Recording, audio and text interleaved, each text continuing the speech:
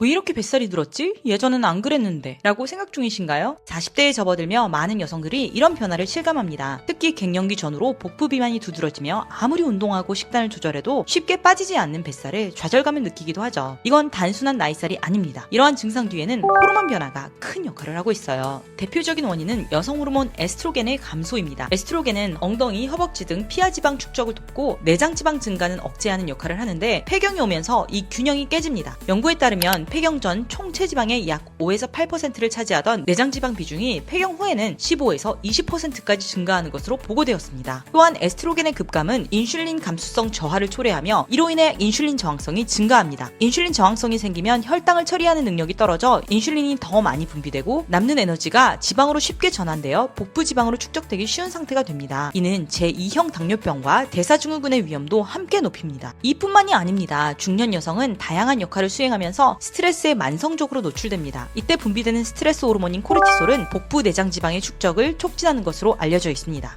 2024년 브라질 연구에 따르면 모발 코르티솔 수치가 높은 여성은 그렇지 않은 여성보다 비만일 확률이 1.5배 더 높았고 폐경 이행기 후반 여성의 경우 야간 코르티솔이 유의하게 증가하는 경향이 있다는 보고도 있습니다. 또한 고코르티솔증 환자에게 복부 비만이 흔하다는 점은 코르티솔의 영향을 실질적으로 보여주는 사례입니다. 물론 나이 자체도 영향을 미칩니다. 30대 이후 10년마다 근육량이 평균 3에서 8%씩 감소한다고 알려져 있으며 근육이 줄면 기초대사량이 감소하고 같은 양의 음식을 섭취해도 소비되지 못해 남는 에너지가 지방으로 저장됩니다. 활동량 감소, 수면 부족 등도 체중 증가에 기여합니다. 이처럼 에스트로겐 감소, 인슐린 저항성 증가, 코르티솔 상승, 근육량 감소, 생활습관 요인이 복합적으로 작용해 40대 이후 여성의 복부 비만이 두드러지게 나타나는 것입니다. 40대 이후 뱃살이 쉽게 늘고 잘 빠지지 않는 걸 느끼셨다면 우리 몸의 호르몬 리듬이 달라지고 있다는 신호일 수 있죠. 그래서 뱃살 관리를 제대로 하려면 생활습관, 특히 하루를 여는 아침 루틴부터 점검해보는 게 중요해요. 아침에 어떻게 시작하느냐에 따라 코르티솔, 인슐린, 식욕 호르몬까지 하루 종일 영향을 받게 되거든요. 햇빛을 쬐는 것, 커피 마시는 시간, 간단한 스트레칭, 든든한 아침 식사 같은 작은 습관들이 모이면 우리 몸을 조금씩 바꿔줄 수 있어요. 과학적으로도 효과가 입증된 아침 루틴, 오늘부터 하나씩 실천해보는 건 어떨까요? 첫 번째, 아침 햇빛 쬐기.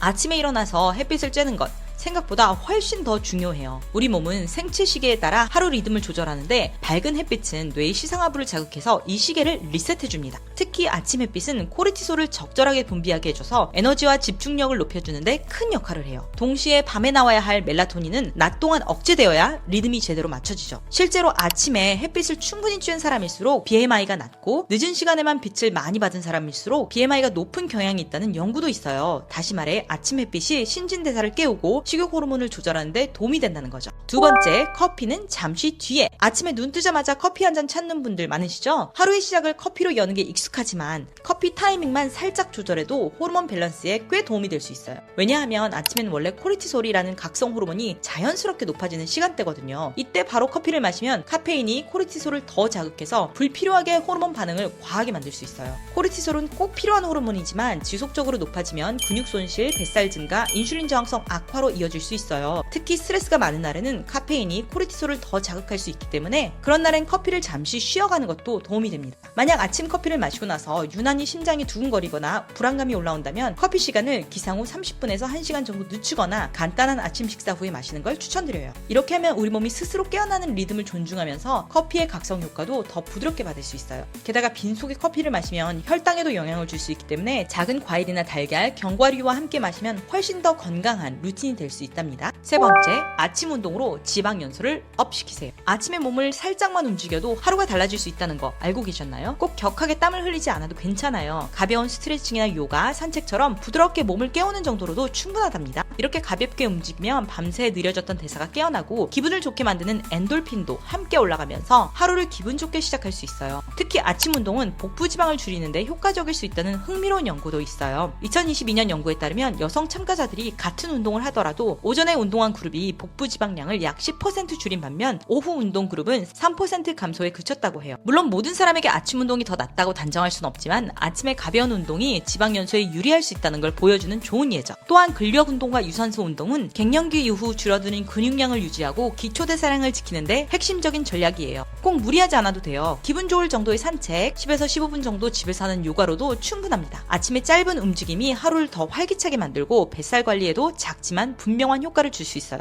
네 번째, 아침 식사는 단백질과 식이섬유 중심으로 드세요. 아침 식사는 단순히 배를 채우는 게 아니라 우리 몸의 대사시계를 켜는 중요한 버튼이에요. 밤새 아무것도 먹지 않은 몸에 영양을 공급해주면 인슐린을 비롯한 대사 관련 호르몬들이 본격적으로 작동하고 두뇌와 근육에도 에너지가 공급되기 시작하죠. 특히 단백질과 적당한 탄수화물이 포함된 아침 식사는 코르티솔로 인한 근손실을 막고 에너지 균형을 유지하는 데 도움이 됩니다. 다만 아침에 단 음료나 빵 같은 당분 위주의 식사만 하는 건 피하는 게 좋아요. 대신 계란, 두부, 요거트 같은 단백질 식품과 함께 야채나 통곡물처럼 식이섬유가 풍부한 식재료를 곁들이면 훨씬 균형 잡힌 식사가 될 수 있어요. 또 하나 중요한 점, 아침을 건너뛰면 코르티솔 수치가 더 높게 유지될 수 있고 그 결과 다음 끼니에 폭식하거나 혈당이 급격히 오르는 혈당 스파이크 현상이 일어날 수 있어요. 시간 없을 땐 작은 과일이나 견과류 한 줌이라도 먹는 게 훨씬 낫답니다. 만약 오전 간헐적 단식을 하고 있다면 단식 후 첫 식사의 메뉴를 굉장히 신경 쓰셔야 해요. 작은 습관이지만 아침 식사는 뱃살 관리를 위한 중요한 시작점이랍니다. 최근 연구들은 언제 먹느냐가 체중과 대사 건강에 미치는 영향을 강조합니다. 예를 들어 아침에는 인슐린 감수성이 높아져서 같은 탄수화물도 혈당을 더 잘 조절할 수 있지만 저녁이나 늦은 밤에는 인슐린 작용이 떨어지고 포도당 처리 속도도 느려져서 같은 음식을 먹어도 혈당이 더 많이 오르고 지방으로 저장될 가능성이 커집니다. 실제로 한 연구에서는 같은 식사를 아침과 저녁에 나눠 먹게 한 결과 아침 식사 후에는 대사율이 높고 혈당 상승도 적었지만 저녁에 먹었을 땐 혈당과 인슐린 수치가 더 크게 치솟았어요. 이는 저녁에는 인슐린의 효과가 떨어지고 포도당 처리 속도가 느려져 에너지 소비보다는 저장 쪽으로 기울어지기 때문입니다. 게다가 밤이 되면 멜라토닌이 분비되기 시작하는데 이때 음식까지 들어오면 몸은 혼란에 빠지고 포도당 내성이 낮아져 결국 혈당이 오래 머물고 지방으로 저장될 확률이 올라가요. 즉 밤에 야식을 먹으면 혈당이 더 오랫동안 높게 유지되고 그만큼 지방으로 전환되는 비율이 높아질 수 있다는 것입니다. 이러한 이유로 최근 전문가들은 무엇을 먹느냐보다 언제 먹느냐가 더 중요할 수 있다는 사실에 주목하고 있어요. 특히 아침이나 이른 오후에 식사를 몰아서 하고 저녁은 일찍 마치는 조기 시간 제한 식사가 체중 감량은 물론 혈당 조절, 인슐린 기능, 염증 수치 개선에도 효과적이라는 결과들이 나오고 있습니다.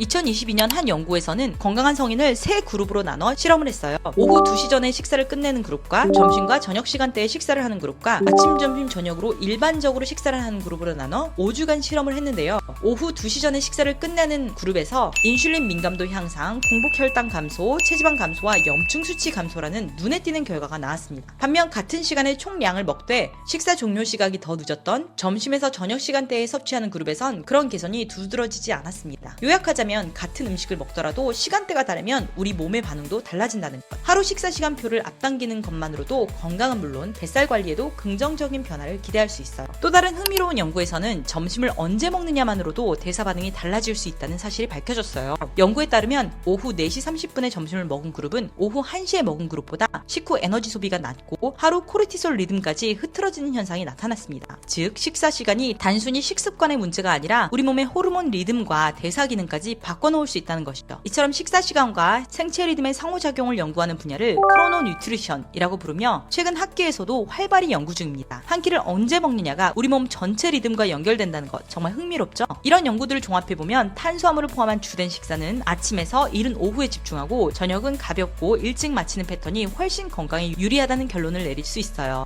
요약하자면 아침은 든든하게, 점심은 균형 있게, 저녁은 가볍게. 저녁은 오후 6시 이전에 마무리하고 최소 수면 3시간 전까지 식사를 끝내고 야식과 늦은 간식은 피하면서 당분과 정제 탄수화물은 특히 제한해야 해요. 고정된 식사 리듬 유지로 생체 시계를 안정화시키는 것도 중요합니다. 이러한 방법은 단기적인 다이어트 효과뿐만 아니라 호르몬 균형과 대사 건강을 장기적으로 회복시키는데 핵심적인 접근법입니다. 지금까지 살펴온 것처럼 40대 이후 여성의 뱃살 증가는 단순한 식습관이나 운동 부족 때문만은 아닙니다. 바로 에스트로겐 감소와 코르티솔 증가와 같은 호르몬 변화가 큰 영향을 미치기 때문인데요. 그렇다고 이건 어쩔 수 없는 나이 탓이야 라고만 넘기기엔 아직 할 수 있는 일이 정말 많습니다. 좋은 소식은 호르몬 변화는 운명이 아니라 조절 가능한 변수라는 거예요. 우리가 하루를 어떻게 시작하든 생각하고 어떤 루틴을 실천하느냐에 따라 몸속 대사와 호르몬 흐름은 얼마든지 좋은 방향으로 바뀔 수 있습니다. 예를 들어 아침 햇살을 10분이라도 쬐고 커피 타이밍을 조금만 늦추고 가볍게 몸을 움직이고 식사 시간을 앞당기는 것만으로도 뱃살이 붓기 쉬운 몸에서 대사가 활발한 몸으로 전환될 수 있어요. 물론 하루아침에 뱃살이 쏙 빠지진 않겠지만 이런 과학적으로 입증된 루틴을 꾸준히 실천하면 요요 없이 서서히 그리고 건강하게 변화할 수 있습니다.